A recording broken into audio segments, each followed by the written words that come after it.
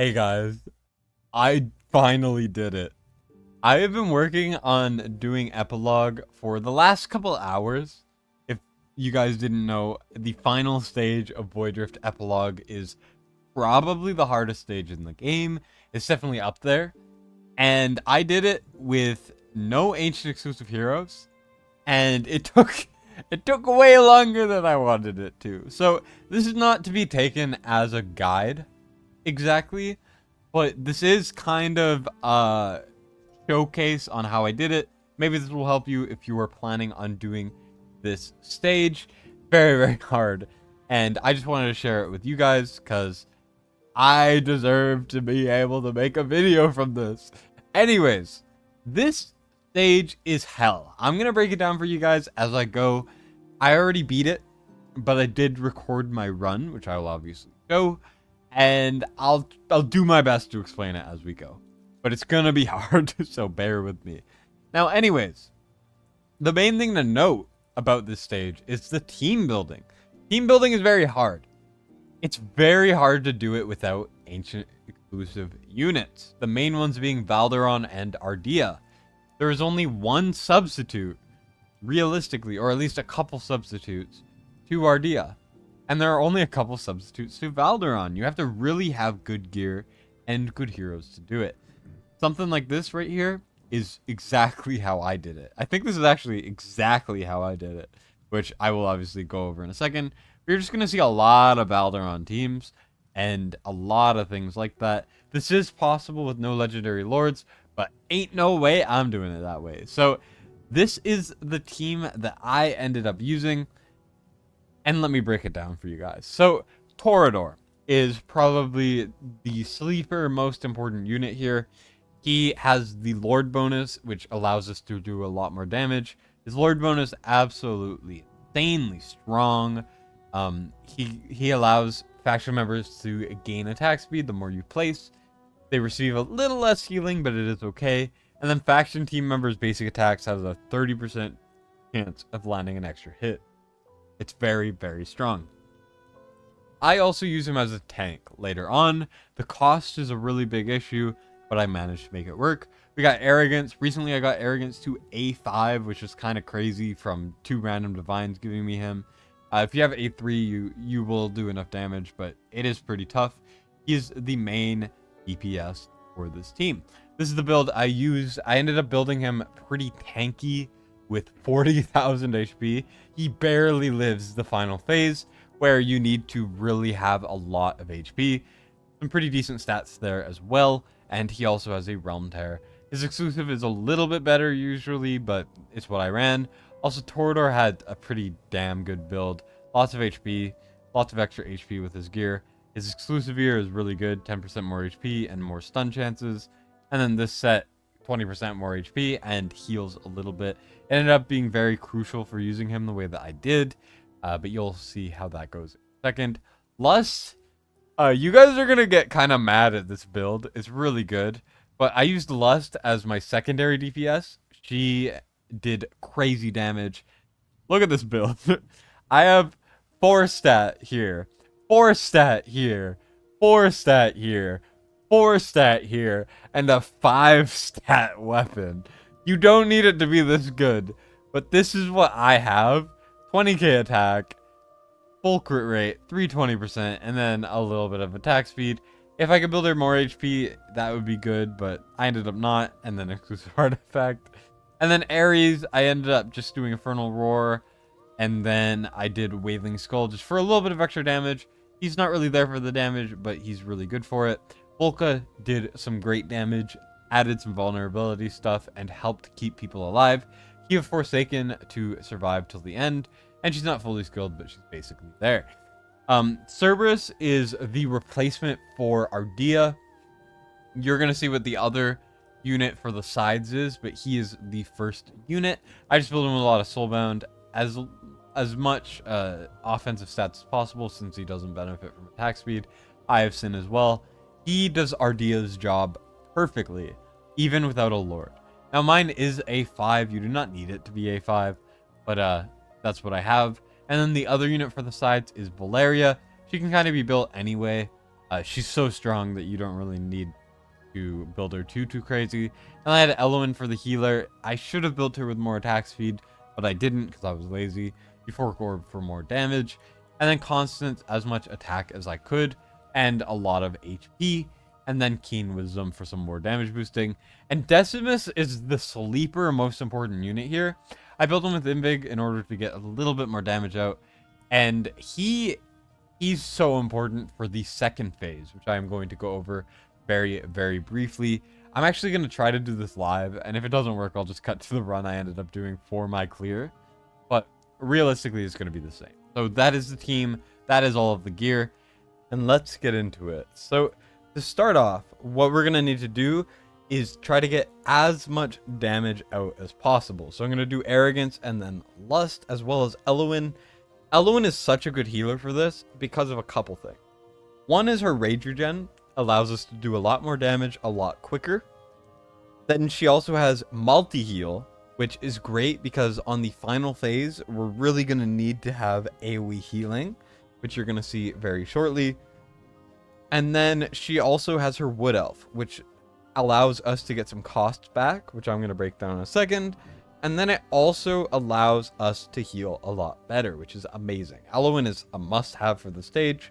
You can do Silas there, but then it becomes very difficult. But for now, we're going to do this. Now, as you can see by the bar at the top, we have 3 phases. So every time it goes, you see this yellow. When we get there, the countdown will restart by a different time. And then the boss will change a little bit. So the second phase, Decimus, is incredibly important. The third phase, damage and healing, is incredibly important. And then the first phase is about the side. So that's why you have Cerberus and Valeria. So to start off, I kind of have all of the timings memorized, so I'm just going to keep it going. Just know that this took a lot of trial and error, and every account will be different. I'm just going to click a bunch of alts to build up my soulbound stacks.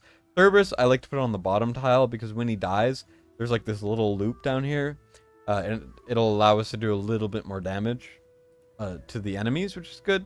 Here, we're going to put down Constance right there, and then we're going to put down the Wood Elf. It costs 5 to put it down, but when you sell it, you actually get 8 cost back. So it's like 3 cost regen. It's really good.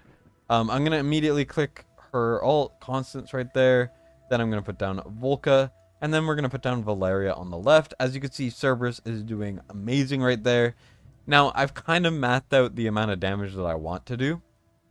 So I'm going to immediately Volca alt, but keep Lust alt for later. Now, with Vierna on the left over here, she's going to be able to deal with the top left. And we're just going to keep an eye out on the countdown while also cycling the Wood Elves. There's a lot of stuff that really goes into this fight, so bear with me here. Now, we're going to trigger Valeria when these guys get close. They do ranged attacks doing 40,000 damage, which is kind of ridiculous. So you really have to keep your eye on them as best you can. Valeria can't die in her ult, so that is why we're using her. Now, I'm going to wait until about 10 seconds on this countdown, but at the same time, I'm going to put Tord over here. This is just how I did it. I know you can definitely do it a different way, but I'm going to place them right here and see what happens. So, we're just waiting a little bit. I'm trying to wait for Volca to come back as much as possible because I want her to do a ton of damage. Here, Valeria killed everything before blowing up, so I'm going to get some cost back because, once again, cost is very tight here. With about 8 seconds left, we're going to trigger the alts, move on to the next phase. Now, this one is where we're going to need to have Decimus.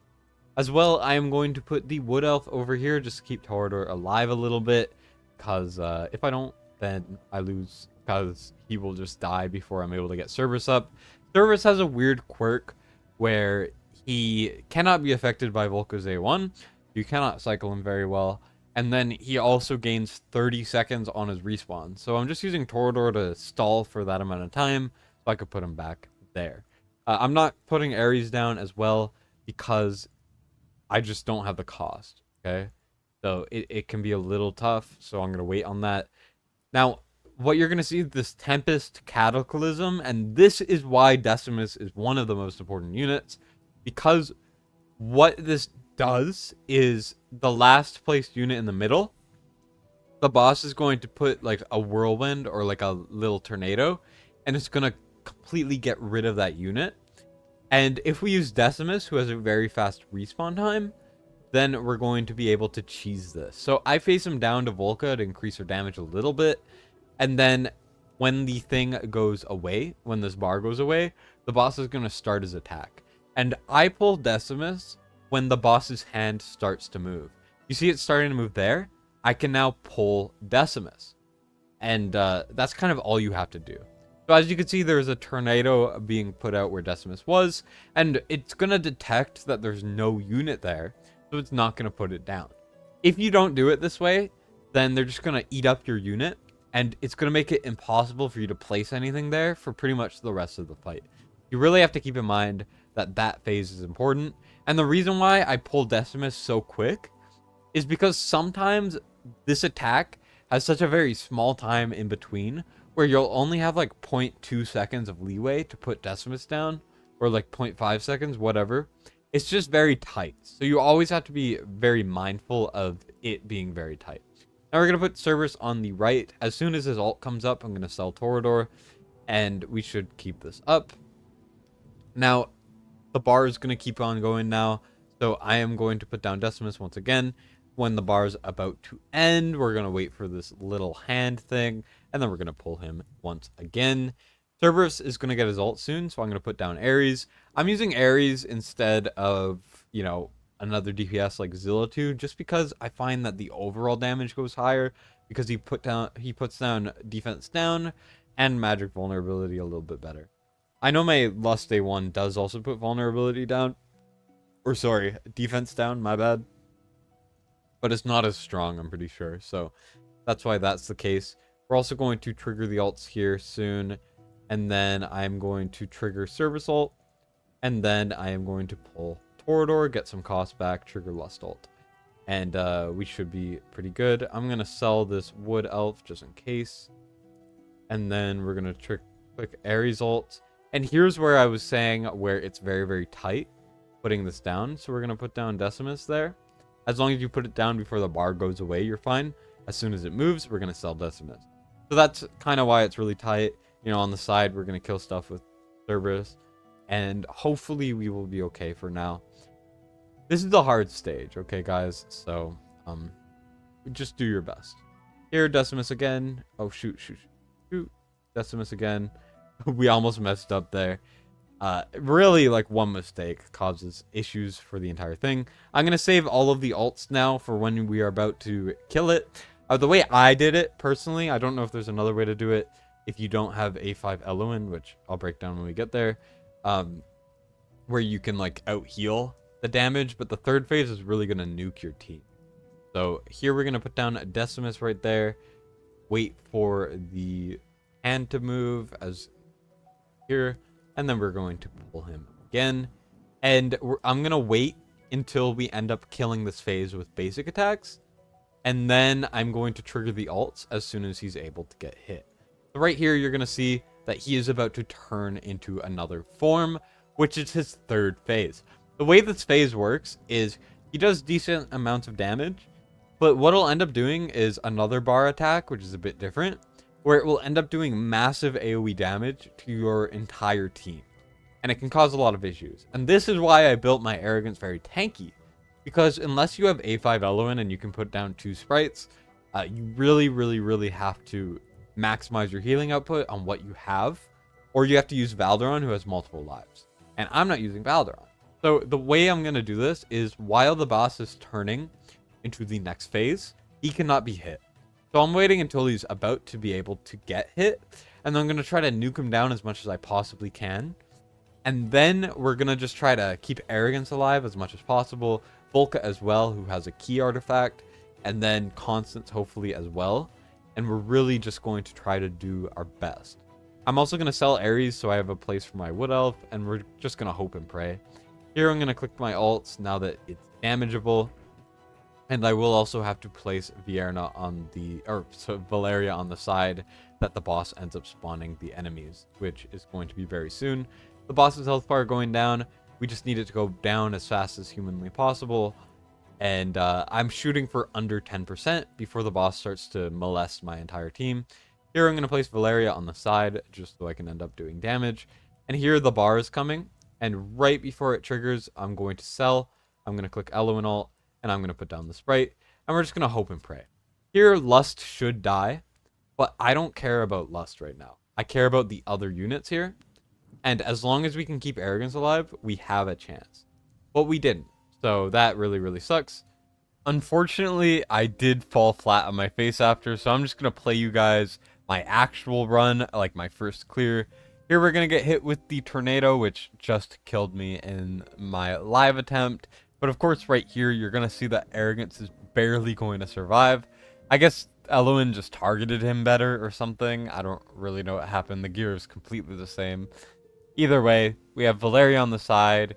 We have enough health to keep Arrogance alive, as well as Volca and Constance, really helping us maximize the damage. The ults are going to kind of match up, and we only need to do about 5% of the boss's HP left. Now, if your Arrogance is not as high awakened as mine, you are still going to be fine, because you can just tank the next one. Eloin kind of times perfectly up, but if you can really like end it early, you want to do that as much as possible.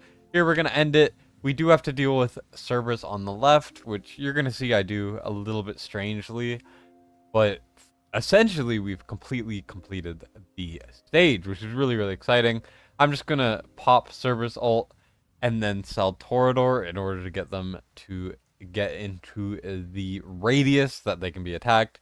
And then I'm just going to place someone in front so that they actually get trapped in the damage, because Cerberus is not in a position where he can really hit the enemy as many times as he was earlier on in the fight. So we're just going to exit off there with Decimus, and that is the stage. Hardest stage in the game by far, I think. And Arrogance was the MVP here because he lived a bit longer, but Lust actually did crazy damage. We got Ares with some, decent damage as well, and Volca, who was the sleeper goat with the debuffs and really good, damage reduction and all of that stuff. And as a reward, we get 2 ancient crystals. I got nothing from those, so oh well, it's fine. And as you can see, I didn't really get anything from the gleamings either. The rewards for the stage are not worth it, but it was genuinely really fun, and I do actually recommend you guys check it out. So that's how you beat that stage. Thank you guys so much for watching. Hopefully this helps you guys out a little bit, and if it didn't, that's a-okay. Just kind of wanted to show you guys how it worked. No ancient exclusive units, pretty cool, and that's everything I wanted to show you guys. Thank you so much for watching. Make sure to like and subscribe, and that's it for me, Destined, signing out.